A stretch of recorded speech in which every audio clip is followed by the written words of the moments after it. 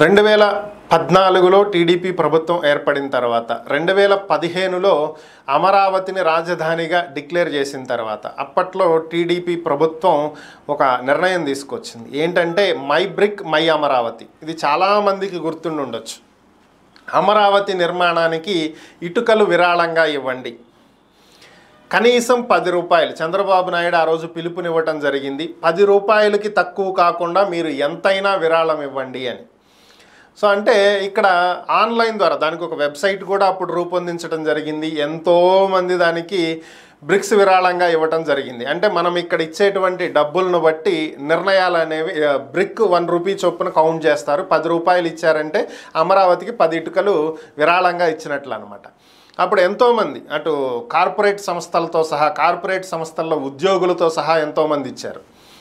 So అయితే అప్పట్లోనే అదొక పెద్ద వివాదానికి దారితీసింది. ఏంటంటే టీడీపీ మొత్తం అంతా అమరావతిలోనే కేంద్రీకరిస్తుంది. ఆల్రెడీ తెలంగాణతో ఉమ్మడి ఆంధ్రప్రదేశ్లో హైదరాబాద్లో అలాగే పెట్టి ఇప్పుడు నష్టపోయాము. మరి రేపు పొద్దున పరిస్థితి ఏంటి? ఇప్పుడు అన్నీ తీసుకెళ్ళి అమరావతిలోనే కేంద్రీకరిస్తే మరి మిగతా ప్రాంతాల పరిస్థితి ఏంటి అని చెప్పి మేము అక్కడక్కడో అభివృద్ధి చేయడానికి మేము డబ్బులు ఇవ్వాలా, మా ప్రాంతాన్ని అభివృద్ధి చేయట్లేదు కదా అని చెప్పి అప్పట్లోనే రకరకాల వాదనలు కూడా వినిపించాయి. మరలా ఇప్పుడు ఎవరు అవునన్నా ఎవరు కాదన్నా మొదటి ప్రాధాన్యత అయితే టీడీపీ అమరావతి నిర్మాణానికే ఇస్తుంది. ఎందుకంటే మరలా ప్రభుత్వం మారినప్పుడు మరలా రాజధాని మార్చేసి ఇది ఇంకో చోట వైజాగ్లోనో, కడపలోనో, కర్నూలులోనో, తిరుపతిలోనో ఇంకో చోట అనేటువంటి వాదనలు రాకుండా ఉండాలంటే ఈ 5 ఏళ్ల లోపే అమరావతి నిర్మాణం పూర్తయిపోయి ఇది శాశ్వత రాజధానిగా ఇక్కడ ఏర్పాటు అయిపోతే మరలా దీన్ని కదపరు అనేటువంటి ఉద్దేశంలో ప్రభుత్వం ఉన్నట్లుగా కనిపిస్తుంది. ఎందుకంటే రాగానే అమరావతి గురించి డిక్లేర్ చేయటం, అలాగే ముఖ్యమంత్రి ఒకరోజు పర్యటన చేసి ప్రస్తుత పరిస్థితులను వివరించడం ఇవన్నీ మనం చూసాం. సో ఇప్పుడు టీడీపీ నేతల్లో ఒక చర్చ జరుగుతున్నట్లుగా తెలుస్తుంది. ఏంటంటే మరొకసారి చంద్రబాబుతోటి కనీసం 100 రూపాయలకి తగ్గకుండా విరాళాలు ఇవ్వండి అమరావతికి అని చెప్పి పిలుపునిస్తే భారీ సంఖ్యలో విరాళాలు వస్తాయి. వాటితో అమరావతిని నిర్మించడానికి కొంత వెసులుబాటు దొరుకుతుంది. ఎందుకంటే ప్రస్తుతం ఉన్నటువంటి ఆర్థిక పరిస్థితుల్లో నిర్మాణం చేపట్టాలంటే క్లిష్టమైనటువంటి పరిస్థితి కాబట్టి. సో అయితే మరికొంతమంది టీడీపీ నేతలు దీనికి భిన్నంగా వాదిస్తున్నట్లుగా తెలుస్తుంది.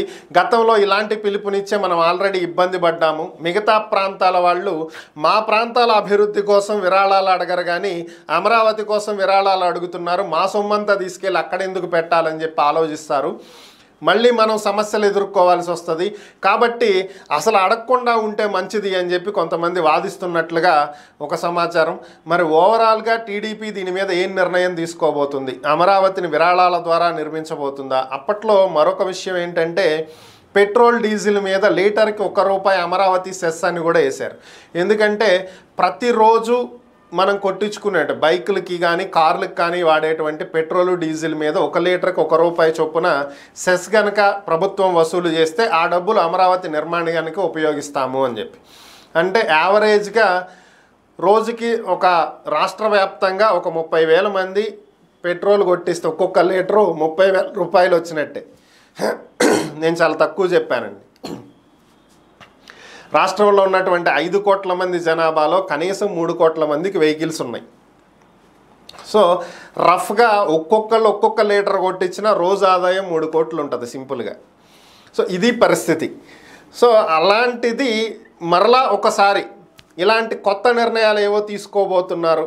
విరాళాలు సేకరించాలనేటువంటి ఆలోచనలో కొంతమంది, వద్దని కొంతమంది, అమరావతి చేయగలిగినంత వరకు నిర్మాణం చేద్దాము కేంద్ర ప్రభుత్వ నిధులతోటి, రాష్ట్ర ప్రభుత్వ నిధులతోటి, ఈ 2 ఏళ్లలో సాధ్యమైనంత వరకు కంప్లీట్ చేద్దామనేటువంటి వాదన మరికొంతమంది వినిపిస్తున్నట్లుగా తెలుస్తుంది. మరి ఇందులో వాస్తవాలు ఎంతవరకు ఏం చేయబోతున్నారో ప్రభుత్వమే చెప్పాలి.